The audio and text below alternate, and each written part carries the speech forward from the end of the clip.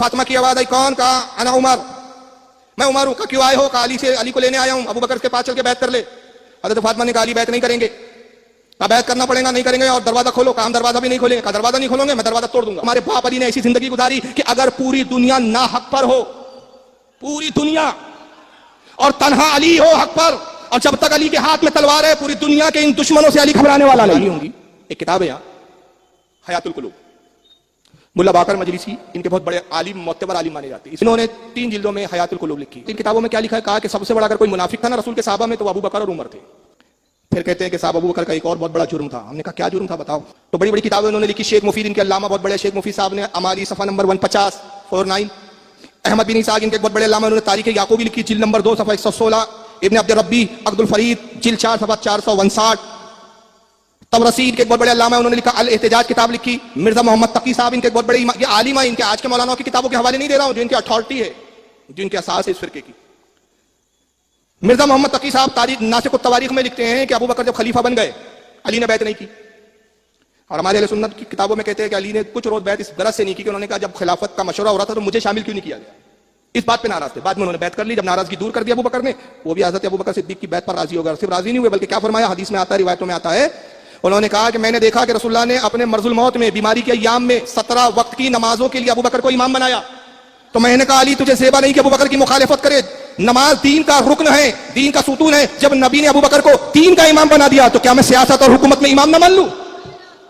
मैंने अबू बकर की इमामत पर इत्तेफाक कर लिया। लेकिन शिया कहते नहीं नहीं, बैत नहीं की साहब। और जो बैत की भी ना उन्होंने खुशी से नहीं की, बड़ी मजबूरी में की। हमने कहा क्या मजबूरी में की, जरा बताइए। कहा हुआ ये क्या हज़रत उमर आए, अबू बकर, ये किताबों के हवाले दे चुका, इन किताबों में मौजूद है किस्से वाक़यात। तो कहा कि अबू बकर के बाद उमर आए, कहा कि अबू बकर क्या अली ने बैत की? कहा नहीं, अली ने बैत नहीं की। अली का बैत करना बहुत जरूरी है, मुझे डर है कि अली बैत ना करे तो सारे कुरैश उसके साथ खड़े हो जाएंगे, और एक बार कुरैश खड़े हो गए उसके साथ तो सारा अरब उसका साथ देगा, फिर तुम्हारी खिलाफत खतरे में पड़ जाएंगी। तो कहा अली तो बहादुर है, उनको कौन मजबूर कर सकता है। कहा अपना गुलाम कनफद मुझे दे दो। कनफद नाम का गुलाम था अबू बकर का। उमर ने गुलाम को लिया, ले गए, साथ में 1-2 को ले गए। दरवाजा खटखटाया हजरत अली का, अंदर से हजरत फातिमा की आवाज आई, कौन? कहा अना उमर, मैं उमर हूं। कहा क्यों आए हो? कहा अली को लेने आया हूं, अबू बकर के पास चल के बैत कर ले। हजरत फातिमा ने कहा अली बैत नहीं करेंगे। कहा बैत करना पड़ेगा, नहीं करेंगे और दरवाजा खोलो। काम दरवाजा भी नहीं खोलेंगे। कहा दरवाजा नहीं खोलोगे, मैं दरवाजा तोड़ दूंगा। दरवाजा तोड़ दो। ये किरदार उमर बताया जा रहा है। तसव्वुर करो यार, ऐसा हो सकता है? तारीख की घटिया वाकयात गढ़े गए हैं। उमर ने गुलाम को हुक्म दिया, कनफद ने लात मारी, दरवाजा टूट गया। हजरत अली के गले में रस्सी का फंदा डाला, कनफद ने खींचा जैसे भेड़ और बकरी को खींचा जाता है। अली ने कहा कि तुम्हें शर्म नहीं आती? रसूल को आंखें बंद किए हुए अभी 2 रोज 3 रोज ही हुए हैं और मेरे साथ तुम ये सुलूक कर रहे हो। मैं नबी का भाई भी हूं, दामाद भी हूं, कहना ही नहीं, बैत करनी पड़ेगी। फातिमा बीच में आ गई। हजरत उमर ने फातिमा को धक्का दिया, फातिमा गिरी, रीढ़ की हड्डी टूट गई। पेड़ था, हामला थी, बच्चा जाया हो गया, बच्चा गिर गया। कहा कि औरत तेरा क्या काम मर्दों के मामले में? घर को आग लगा दो। घर को आग लगा दी गई। फातिमा उठ नहीं पा रही थी क्योंकि रीढ़ की हड्डी टूट गई थी साहब। खसक खसक के चलने की कोशिश कर रही थी, तभी एक नाट चलते हुए गिरी पीठ पर, पीठ जल गई साहब। हजरत फातिमा को बड़ा शदीद सदमा पहुंचा और उसी जख्म और उसी शिद्दत की बुनियाद पर उनका इंतकाल हो गया। और हजरत उमर फिर अली को रस्सी का फंदा डालकर खींचते अबू बकर के पास लाकर बैत करो। तो हजरत अली ने बैत की, कहा हाँ याद रखना बैत कर रहा हूं, लेकिन ये जबरदस्ती वाली बैत है। मैं कहता हूं वो अली जो खैबर उखाड़ दे हाँ, जिसको 40 ना उठा सके, कनफद उसको काबू में करता है, जिसका वजूद नहीं, जिसका नामो निशान नहीं तारीख में, किसी बहादुरों की फहरिस्त में नहीं, वो फंदे से अली को खींचते हुए ला रहा है। अली बेकाबू चले आ रहे हैं साहब। जबकि वही मौला कायनात नहजुल बलागा में कहते हैं किताब तुम्हारी, तुमने लिखा, तुम्हारी अकीदों में कितना तजाद। कि अली कहते हैं जब विसाल होने लगा, हसन को बुलाया, इमाम हुसैन को बुलाया, कहा बेटा मेरी वसीयत नकल करो, जब भी जुल्म को देखो जुल्म के खिलाफ खड़े हो जाना। अगर तुम जुल्म के खिलाफ खड़ा होना बंद कर दोगे, जालिम तुम पे मसल्लत कर दिए जाएंगे, अल्लाह की लानतें तुम पे बरसना शुरू हो जाएंगी। खुदा की कसम तुम्हारे बाप अली ने ऐसी जिंदगी गुजारी कि अगर पूरी दुनिया ना हक पर हो, पूरी दुनिया, और तन्हा अली हो हक पर, और जब तक अली के हाथ में तलवार है, पूरी दुनिया के इन दुश्मनों से अली घबराने वाला नहीं। मैंने इन लोगों को पढ़ा है, ईमानदारी से पढ़ा, और इनके असल दफ्तर मैंने खंगाले कि शिया कहां से चले, इनके क्या। मैं अल्लाह को गवाह करके कहता हूं कि उनमें बड़े बड़े फादर पैदा हुए, उनके पाए का एक भी नहीं आप दिखा सकते। बाकी सहाबा को बुरा कहते हैं जो उन्हें पता चला, कहना ही है, जिन्हें पता चला कि फातिमा को मारा हजरत उमर ने, उनके बाजू तोड़ा, उनके बच्चा पेट से गिराया, वो क्यों ना बुरा कहते? आप ये सही है ये गलत रोते हैं, आप किताबों में लिखा, आप कहेंगे इसकी सनद सही है, वो कहते क्या? हमें एक बार किताबों में रावियों ने मेरे भाइयों लिख दिया सब कुछ, अब शिया उससे जान नहीं छुड़ा सकते। वो कहते हैं वही उमर है जिसने हुजूर को कागज कलम नहीं दिया।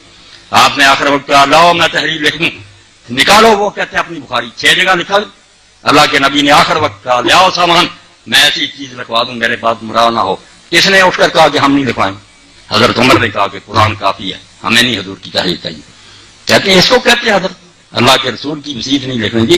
اب بات ذرا نہ آپ کرو. سلام اللہ علیہ کے گھر کو کیا جلانے کی دھمکی دی گئی ہے؟ اب بات یہ کتابوں والوں نے لکھ دیا ہے، قیامت تک لوگ اس سے جان نہیں چھڑا سکتے. اور یہ جو روایت ہے نا کہ حضرت عمر فاروق رضی اللہ عنہ غصے کی حالت میں حضرت فاطمہ الزہرا کے گھر داخل ہوئے اور قسمیں کھا کر کہنے لگے کہ میں اس گھر میں جمع ہونے والے تمام لوگوں کو جلا کر راکھ کر دینے کا حکم جاری کرتا ہوں. یہ مصنف ابن شیبہ کی روایت ہے. اس میں ایک راوی ہے محمد بن بشر بن الفرافسہ العبدی. یہ وہ راوی ہے کہ جس کو امام یحییٰ بن معین کہتے ہیں کہ یہ سکہ ہے تہذیب الکمال میں، اور امام ابن حجر اسقلانی کہتے ہیں کہ یہ سکہ حافظ ہیں. اور ماننا ہے کہ رسول اللہ کی پیاری صاحبزادی البتول سیدہ زہرا ام الحسنین علیہ السلام صلوات اللہ علیہا ان کی شہادت ہوئی ہے. اور اہل سنت کا ماننا ہے کہ سیدہ زہرا کا وصال ہوا ہے، انتقال اور طبیعی موت ان کو واقع ہوئی. ہمارا آج کا جو سنی نوجوان ہے خاص طور پر وہ یہ سوال کرتا ہے کہ کیا واقعہ اس طرح رونما ہوا ہے یا نہیں ہوا. اہل سنت کے ماخذ سے وہ جاننا چاہتا ہے کہ مصادر اہل سنت میں کیا لکھا ہے. اس ویڈیو کے آغاز میں دو اہم باتیں کرنا چاہتا ہوں تاکہ آگے جب ہم گفتگو کریں تو یہ بات آپ کے ذہن میں رہنی چاہیے کہ میں جو بھی اس ویڈیو میں گفتگو کروں گا وہ اہل سنت والجماعت کے مصادر سے اور صحیح مصادر سے اور ان اصولوں کے اوپر ہوگی کہ جسے اہل سنت تسلیم کرتے ہیں. میں اس ویڈیو کے اندر کوئی ایک حوالہ بھی شیعہ مسلک کی کتاب سے نہیں دوں گا تاکہ کوئی اعتراض یہ نہ کرے کہ آپ نے تو ہماری کتابیں پیش نہیں کی ہیں، آپ نے تو سب کچھ شیعہ کتابوں سے کی اور جو ہمارے لیے تسلیم نہیں ہے. اور میں اس بات کو مانتا ہوں کہ اگر اہل سنت یہ کہتے ہیں کہ ہمارے لیے اہل سنت کے مصادر ہی معتبر ہیں تو پھر گفتگو انہی کے مصادر سے ہونی چاہیے، یعنی ہمارے مصادر سے ہونی چاہیے. ایک اور بات بھی میں کہنا چاہتا ہوں وہ یہ کہ اس گفتگو کا مقصد کیا ہے. کیا یہ فرقہ وارانہ نقطہ نگاہ سے ہو رہی ہے؟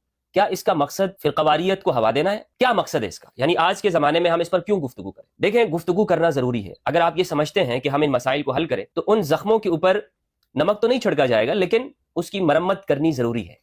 ایک طبیب جب کسی زخم کا علاج کرتا ہے تو اس کی صفائی کرتا ہے. مریض کو درد تو ہوتا ہے لیکن اس سے وہ زخم ٹھیک ہوتا ہے. لوگ یہ سمجھتے ہیں کہ چھوڑ دیں ان باتوں کو، کیا ضرورت ہے ان مسائل پہ گفتگو کرنے کی، اور اس سے تو مسلمانوں میں فرقہ واریت پھیلتی ہے. نہیں، فرقہ واریت اس سے نہیں پھیلتی. لوگوں میں نفرت اس بات سے پھیلتی ہے کہ آپ حقیقت کو چھپاتے ہیں. لوگ اپنے دل کے اندر ہی وہ باتیں رکھتے ہیں اور وہ غیبت، حسد، گٹھن اندر ہی اندر پھیلتی جاتی ہے اور حقائق آشکار نہیں ہوتے. تو جو لوگ یہ سمجھتے ہیں کہ لوگوں کی زبانیں بند کر دی جائیں، وہ حقائق پر گفتگو نہ کریں، تو آپ اس زمانے میں نہیں کر سکتے. یہ زمانہ آپ کس کس کی زبان بند کریں گے؟ پاکستان میں بند کر دیں گے، دنیا کے دیگر ممالک موجود ہیں. جب ہم یہ کہتے ہیں کہ انٹرنیٹ کا دور ہے، گلوبل ویلیج ہے، تو پھر ان چیزوں کو بیان کرنا ہوگا لیکن صحیح مصادر سے تاکہ لوگوں تک حقائق پہنچ سکے. تو یہ بات میری مقدمے کے اندر آپ کے سامنے رہنی چاہیے.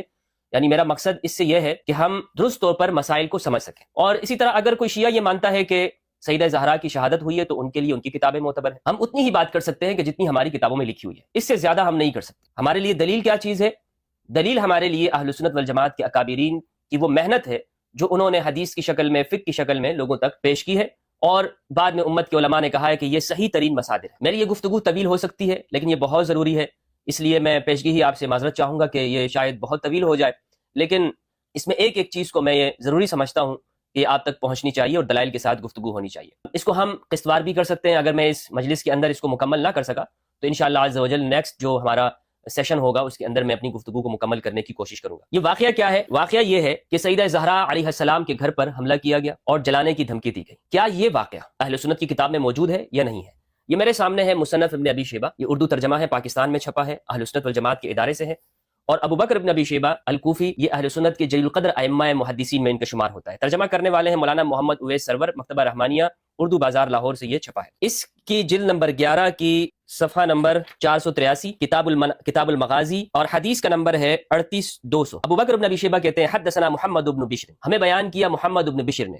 حدثنا عبید اللہ ابن عمر، ہمیں بیان کیا عبید اللہ ابن عمر نے. حدثنا زید ابن اسلم، ہمیں بیان کیا زید ابن اسلم نے. عن ابیہ، انہوں نے اپنے والد سے، اسلم، ان کا نام تھا اسلم، انہ حین بویع علی ابی بکر بعد رسول اللہ صلی اللہ علیہ وآلہ وسلم، کہ جب حضرت ابو بکر رضی اللہ تعالیٰ عنہ کی بیعت کی گئی نبی صلی اللہ علیہ وآلہ وسلم کے وصال کے بعد. کان علی والزبیر یدخلان علی فاطمہ بنت رسول اللہ صلی اللہ علیہ وآلہ وسلم، تو امام علی اور حضرت زبیر رضی اللہ تعالیٰ عنہ وہ سیدہ زہرا کے پاس آیا کرتے تھے.